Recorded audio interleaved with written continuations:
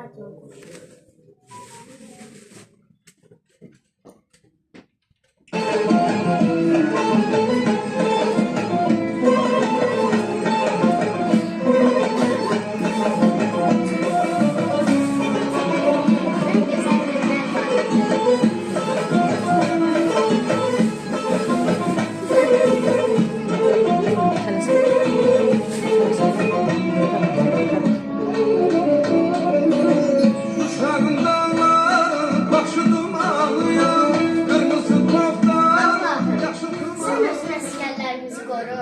Sen yurdumuzu firavan elə.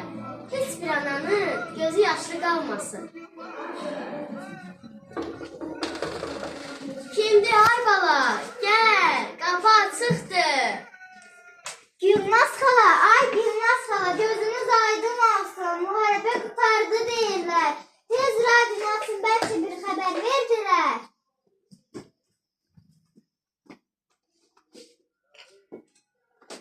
Tarihi bir günde Azerbaycan halkına bu müjdəni vermək benim hayatımda belki de en xoşbəxt günlerinden biri.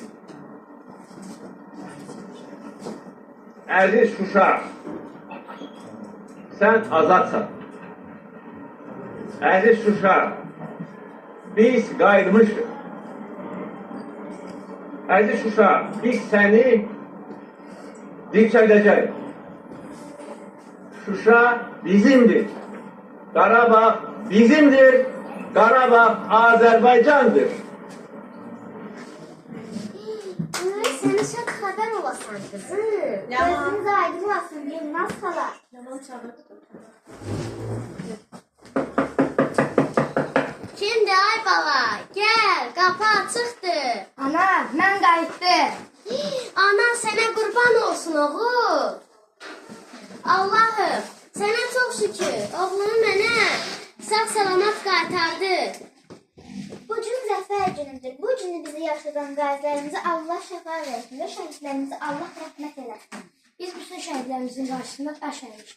Bütün şəhid analarımızın əllərindən öpdük.